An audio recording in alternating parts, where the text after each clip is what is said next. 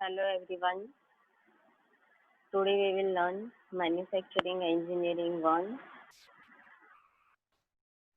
Topic name is Introduction. Unit 1.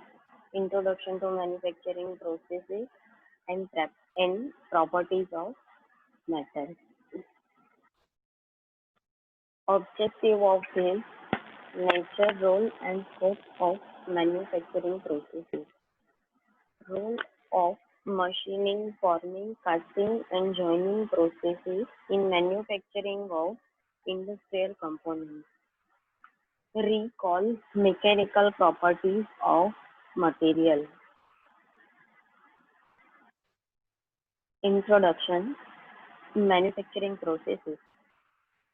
Definition. Manufacturing process means process of converting raw material into useful final product.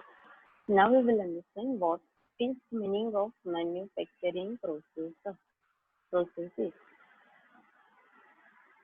કોઈ પણ મટીરિયલમાંથી કોઈ પણ row મટીરિયલમાંથી એવી finish product બનાવી જે આપણે યુઝ કરી શકીએ તો એને મેન્યુફેક્ચરિંગ પ્રોસેસીસ કહેવામાં આવે છે.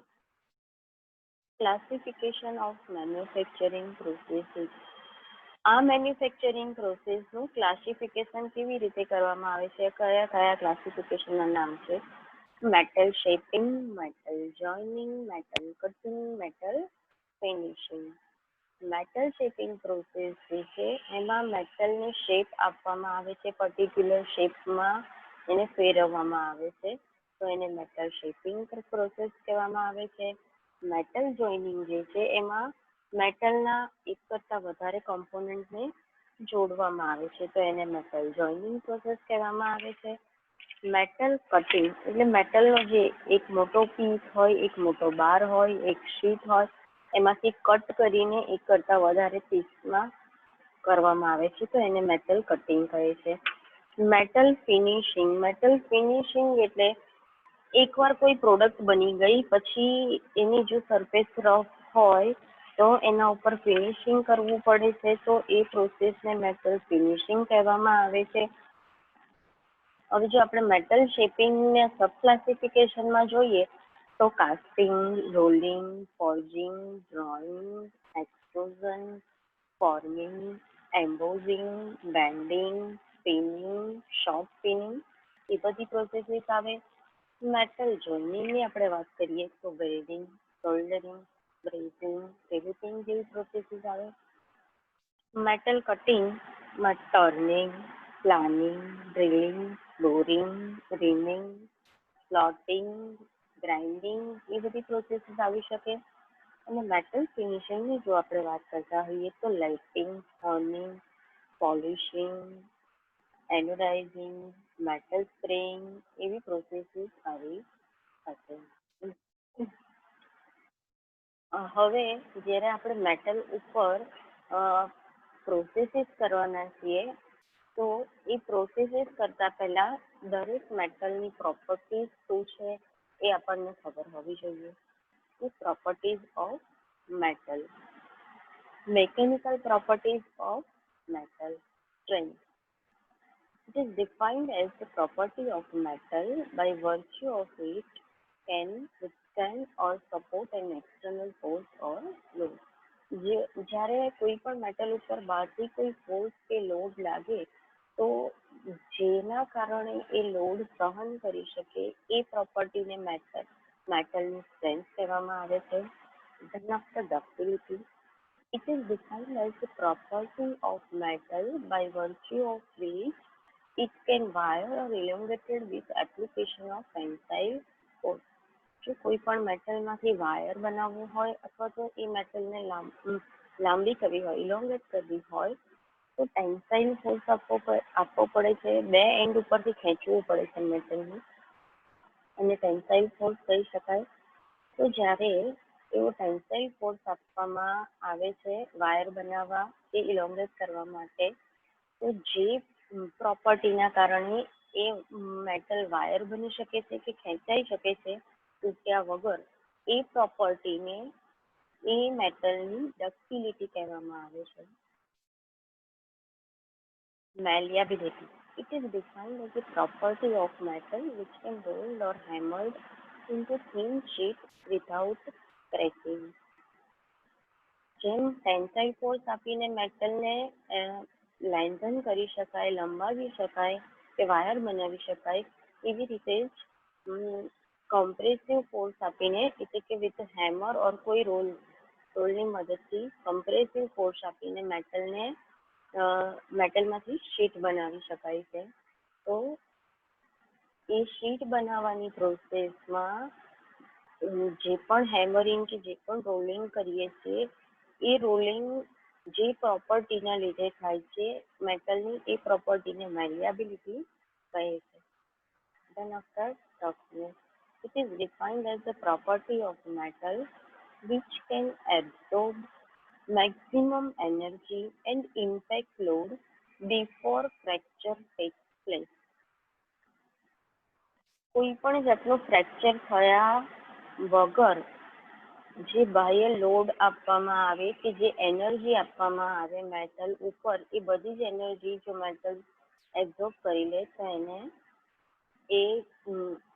જે પ્રોપર્ટીના કારણે એબ્ઝોર્બ કરી લે એને ટફનેસ કહેવાય છે.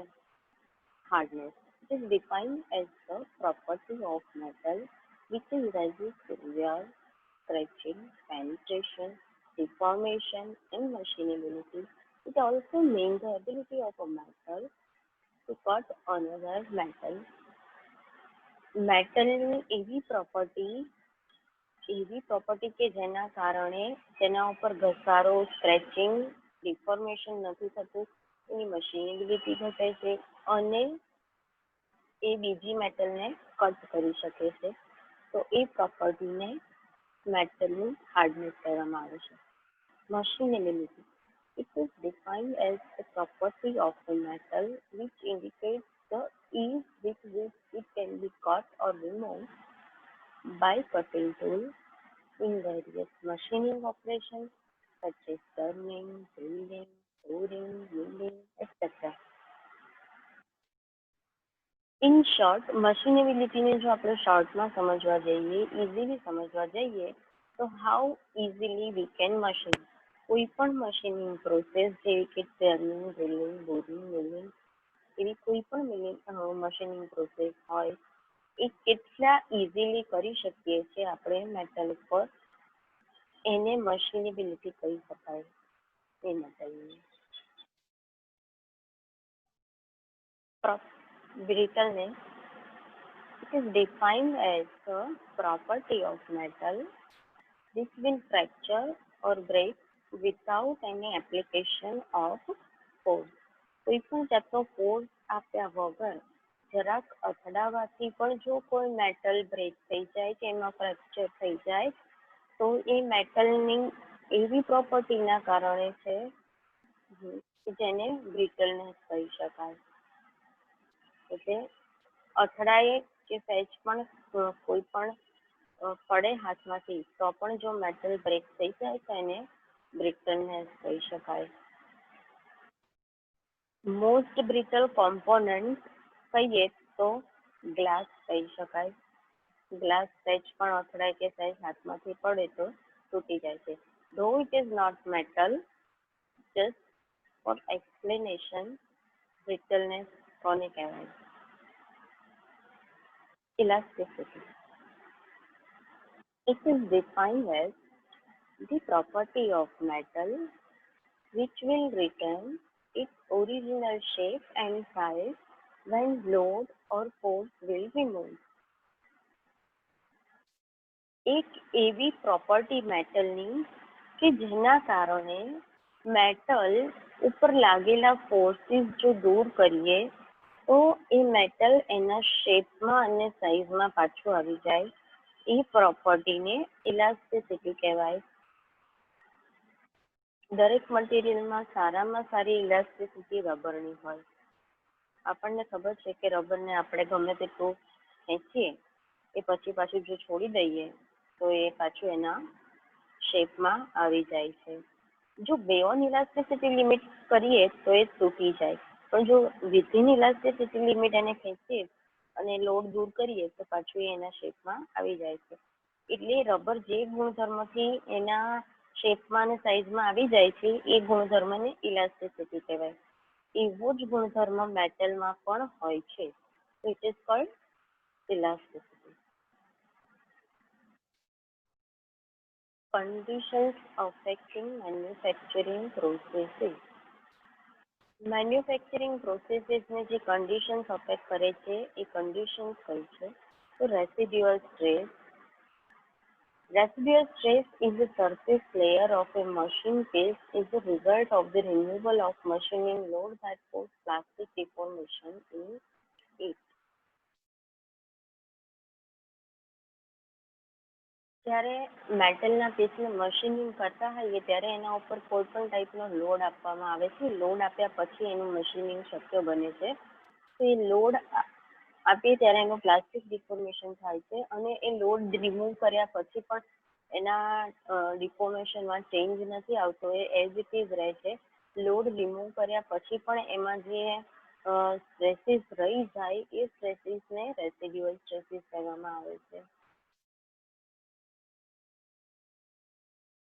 During manufacturing for shaping of metal as to change property of metal, it is processed under machining, cold working, welding, heat treatment. Manufacturing process જે છે મેટલને શેપ કરવાની, જેવી કે મશીનિંગ કે કોલ્ડ વર્કિંગ, વેલ્ડિંગ કે હીટ ટ્રીટમેન્ટ, એના દરમિયાન રેસિડ્યુઅલ સ્ટ્રેસીસ રહે છે. Effect of residual stresses. It improves corrosion resistance and fatigue behaviour. Residual સ્ટ્રેસના કારણે કોરોઝન રેઝિસ્ટન્સ અને ફટીગ બિહેવિયર ઇમ્પ્રુવ થાય છે. During manufacturing of components, measurement accuracy cannot be possible. Residual સ્ટ્રેસીસના કારણે એવું બને છે કે કોમ્પોનન્ટ જ્યારે આપણે મેજર કરીએ તો એક્યુરેટલી મેજર નથી થતો. Precaution is not taken during heat treatment and casting, so there can be crack or twisting defects are possible in it. જો હીટ ટ્રીટમેન્ટ કે કાસ્ટિંગ દરમિયાન ધ્યાન ના આપવામાં આવે કે પ્રિકોશન ના રાખવામાં આવે તો એમાં ક્રેક આવી શકે છે અથવા ટ્વિસ્ટિંગ ઇફેક્ટ આવી શકે છે. અને આ બધી ઇફેક્ટ એના કારણે છે કે રેસિડ્યુઅલ સ્ટ્રેસીસ જો કોઈ મેટલમાં રહી ગયા હોય તો એના કારણે. Effect of temperature on residual stress. Cold working process generates residual stress due to metal deformation. Cold working પ્રોસેસમાં જે સ્ટ્રેસ જનરેટ થાય છે એ શેના કારણે હોય છે? તો મેટલ ડિફોર્મેશનના કારણે હોય છે. To remove the residual stress, the metal again heated below the recrystallization temperature.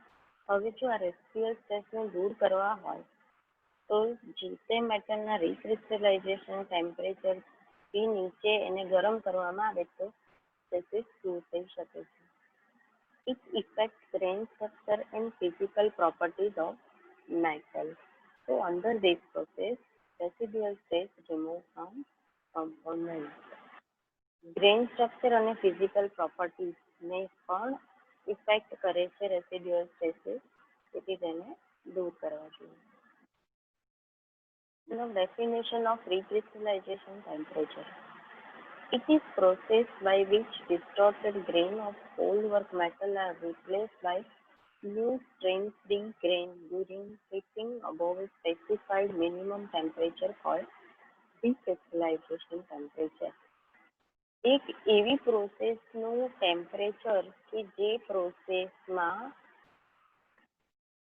Distorted grain છે એ કોલ્ડ વર્કિંગ દ્વારા નવા ગ્રેન બનાવે છે. એ જે પ્રોસેસ છે એ પ્રોસેસ જે ટેમ્પરેચર ઉપર કરવામાં આવે છે તેને રિક્રિસ્ટલાઇઝેશન ટેમ્પરેચર કહેવામાં આવે છે. Effects of recrystallization temperature on working of metal. At normal temperature, mobility of atom is very less so driving force cannot produce.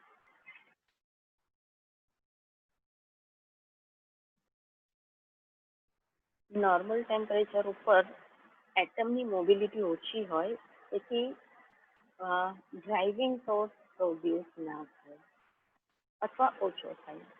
If metal working is done on metal below recrystallization temperature, then it is known as cold working on metal.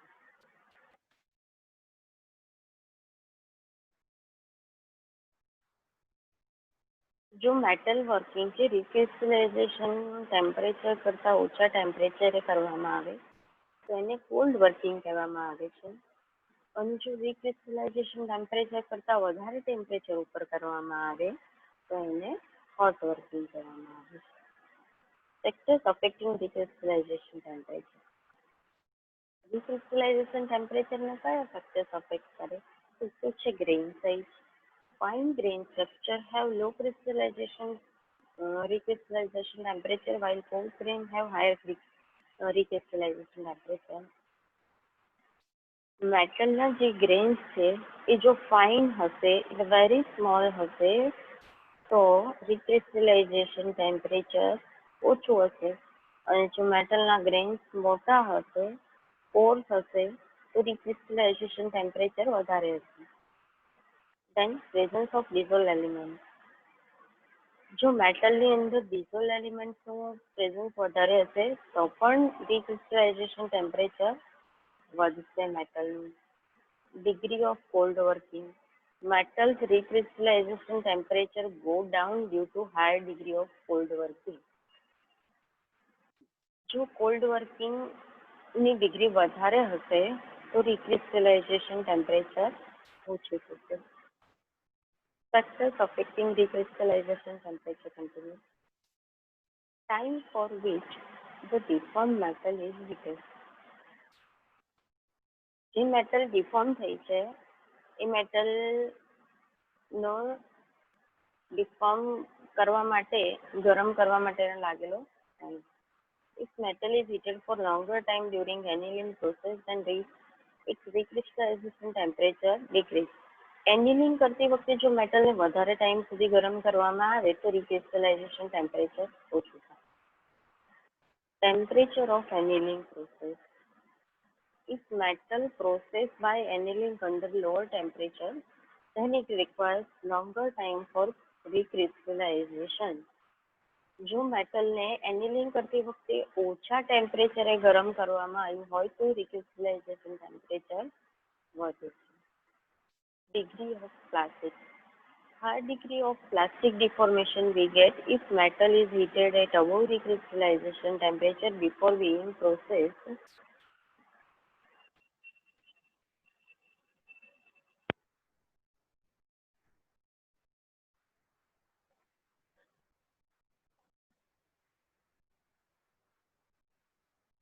જો higher degree of plastic હોય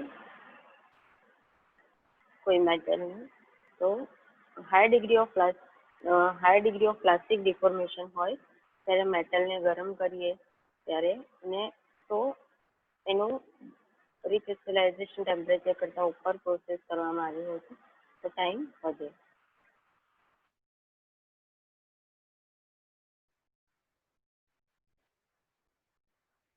Grain growth is an increase in grain size. જ્યારે number of grains જે છે મેટલના એ ગ્રેનની સાઇઝમાં change થાય તો એને grain growth કહેવામાં આવે છે. Grain growth is there because of large grain have lower free energy than small grain and lower free energy state and lower are more stable.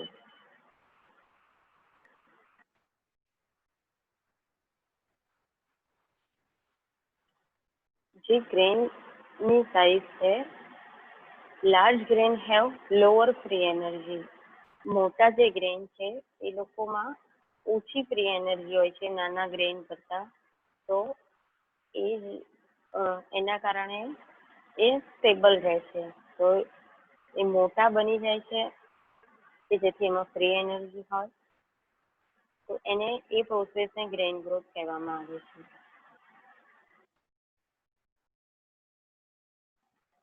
Thank you.